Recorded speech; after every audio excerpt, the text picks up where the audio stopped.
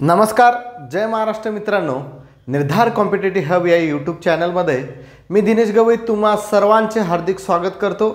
बघा, तुमच्या सर्वांसाठी अत्यंत आनंदाची बातमी आहे की RRB ALPच्या वॅकन्स्या निघालेल्या आहेत आणि या RRB ALPच्या वॅकन्स्या जर तुम्हाला याचा फॉर्म भरायचा असेल तर तुम्हाला त्यासाठी एज्युकेशन क्वालिफिकेशन काय पाहिजे, त्याचबरोबर तुमची वयोमर्यादा काय असली पाहिजे आणि यामध्ये जर तुम्ही RRB ALPचा एक्झाम देत असाल तर त्यामध्ये तुमचं मेडिकल स्टँडर्ड काय असलं पाहिजे, त्याचबरोबर तुमच्या कोणकोणत्या प्रोसेस आहेत, CBT 1 असते, CBT 2 असते, निगेटिव्ह मार्किंग असते की नाही आणि फॉर्म भरण्याची अंतिम तारीख, शेवटची तारीख कुठली आहे, हे सर्व आपण आजच्या लेक्चरमध्ये डिटेल बघणार आहोत.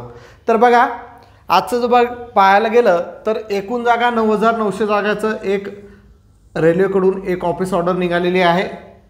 यामध्ये 9,900 जागा तुम्हाला दिसणार आहेत ALPच्या. जवळपास त्यांनी म्हटलेलं आहे म्हणजे या जागा वाढूसुद्धा शकतात. तर बघा, ऑनलाईन अर्ज करण्याची सुरुवात जी आहे ही 10 एप्रिल 2025 पासून तुम्ही ऑनलाईन पद्धतीनुसार RRB ALPला तुम्ही अर्ज करू शकता आणि ऑनलाईन अर्ज करण्याची जी अंतिम तारीख आहे 9 मे 2025 आहे. रात्रीच्या 23:59 आपण हा ऑनलाईन अर्ज करू शकतो. आता ऑनलाईन अर्ज करण्यासाठी आपल्याला कोणकोणते डॉक्युमेंट पाहिजे, तर सर्वात महत्त्वाचं म्हणजे तुमच्याजवळ जो आहे तुमचं आधार कार्ड हे अपडेट असलं पाहिजे, त्यावरचा फोटो हा सुद्धा अपडेट असला पाहिजे, नाव वगैरे, डेट ऑफ बर्थ वगैरे, तुमच्या सर्व तुमच्या ज्या 10वीची मार्कशीट असेल, 12वीची असेल किंवा तुमचं ITI किंवा डिग्री झालं असेल त्यावरचे जे सर्टिफिकेट आहे त्यावरती तुमची ती डेट आहे, डेट ऑफ बर्थ ती मॅच झालेली असली पाहिजे. हा अत्यंत महत्त्वाचा पॉईंट आहे. या नोटीसमध्ये जी नोटीस रेल्वेने जॉईन केलेली आहे किंवा जी नोटीस रेल्वेने पाठवली आहे त्यामध्ये क्लिअर मेन्शन केलेलं आहे की तुमचं आधार अपडेट असणं गरजेचं आहे, आपले बायोमॅट्रिक तिथं मॅच झाले पाहिजे. ठीक आहे, आधारचा OTP हा तुमचा आला पाहिजे, त्यामुळे तुमचा जो मोबाईल नंबर आहे आधारला लिंक असला पाहिजे, लिंक असलेला मोबाईल नंबर सध्या तुमच्याजवळ पाहिजे. हे अत्यंत महत्त्वाची गोष्ट आहे. त्याचबरोबर दुसरं अत्यंत महत्त्वाचा पॉईंट, SC ST कॅन्डिडेट आहेत त्यांच्या जो सेंट्रल कास्ट सर्टिफिकेट असणं गरजेचं आहे. OBC कॅन्डिडेट आहेत त्यांच्यासह सुद्धा सेंट्रल कास्ट सर्टिफिकेट असणं गरजेचं आहे आणि जनरल वाल्यांना कास्ट सर्टिफिकेटची गरज नाही. तर सध्या वेळ आहे तर तुम्ही त्या गोष्टी काढून घ्यायच्या आहेत. सेंट्रल कास्ट सर्टिफिकेट असेल तुमचं, त्याचबरोबर तुमचं जे आधार आहे आधार तुम्ही अपडेट करून घ्यायचं आहे. आणि तिसरा महत्त्वाचा पॉईंट म्हणजे तुमचे जे फोटो आहेत हे व्हाईट बॅकग्राऊंडमध्ये पाहिजे आणि व्हाईट बॅकग्राऊंडमध्ये तुमचा लेटेस्ट फोटो पाहिजे आणि त्याचे जवळपास तुम्ही 50 फोटो तुम्ही पासपोर्ट साईजमध्ये तुम्ही काढून घ्यायचे आहेत.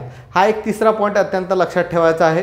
ठीक आहे, तर ऑनलाईन अर्ज करण्यासाठी या गोष्टी तुम्हाला राहणार आहेत. नॉन क्रिमिनलसुद्धा तुम्हाला लागेल, अधिवास वगैरे काही लागत नाही. ठीक आहे, 10वीची मार्कशीट तुम्हाला लागेल, ITIचं तुमचं सर्टिफिकेट असेल ते लागेल, त्याचबरोबर इंजिनची तुमचं जे सर्टिफिकेट असेल ते तुम्हाला लागेल. आता बघा, मेडिकल स्टँडर्ड जे आहे तर तुम्हाला RRB ALPचं जर फॉर्म भरायचं असेल तर तुमचं जे मेडिकल स्टँडर्ड आहे A1 कॅटेगरीमध्ये असलं पाहिजे. म्हणजे यामध्ये मेडिकल कॅटेगरी अत्यंत महत्त्वाची आहे. जर तुमचं प्रॉपर सगळा सिलेबस कंप्लीट झाला, तुम्ही CBT 1 क्लिअर केली, CBT 2 क्लिअर केली, त्याचबरोबर तुम्ही ॲप्टिट्यूड टेस्टसुद्धा क्लिअर केली, पण तुमचं जर मेडिकल स्टँडर्ड A1 नसेल तर तुम्ही या ALPसाठी क्वालिफाय होऊ शकणार नाही आहे. कारण ALP नंतर माणूस लोको पायलट होतो आणि loco pilot centre, loco pilot guards, loco pilot goods आणि त्याचबरोबर लोको पायलट पॅसेंजर अशा वेगवेगळ्या ट्रेनवरती त्याला काम करावं लागते. तर त्याला डिस्टन्स व्हिजन जे आहे, आपली जी दृष्टी आहे अत्यंत महत्त्वाची आहे, त्यामुळे त्याला सिग्नल पाहणे काही किंवा धोका दुरूनच दिसला पाहिजे. तर या सगळ्या गोष्टी, त्याला कलर ब्लाइंडनेस वगैरे हे प्रकार नसले पाहिजे.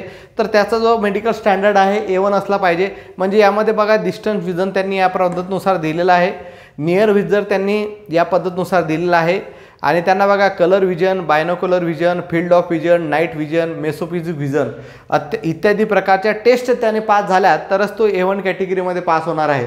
म्हणजे ज्यांना चष्मा वगैरे लागलेला आहे, कलर ब्लाइंडनेस आहे, रात्रीचा ब्लाइंडनेस आहे, त्या लोकांनी हा फॉर्म भरू नये. ठीक आहे, कारण काय सगळी मेहनत तुमची वाया जाईल.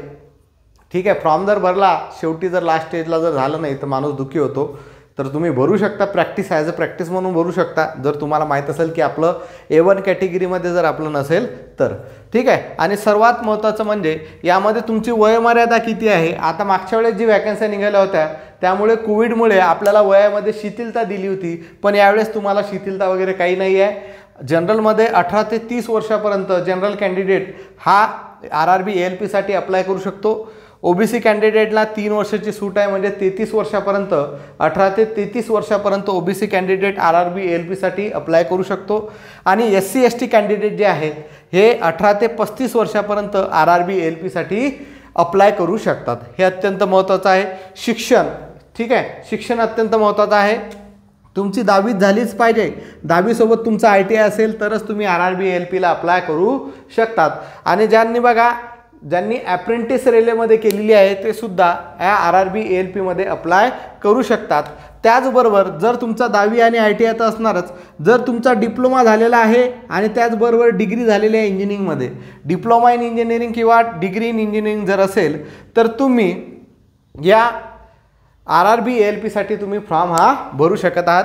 बघा यामध्ये काय आहे, जर तुमचं सिव्हिल इंजिनिअरिंग आणि कॉम्प्युटर इंजिनिअरिंग जर झालेली असेल, सिव्हिल इंजिनिअरिंग आणि कॉम्प्युटर इंजिनिअरिंग जर झालेली असेल तर तुम्ही RRB ALPसाठी अप्लाय करू शकत नाही आहे.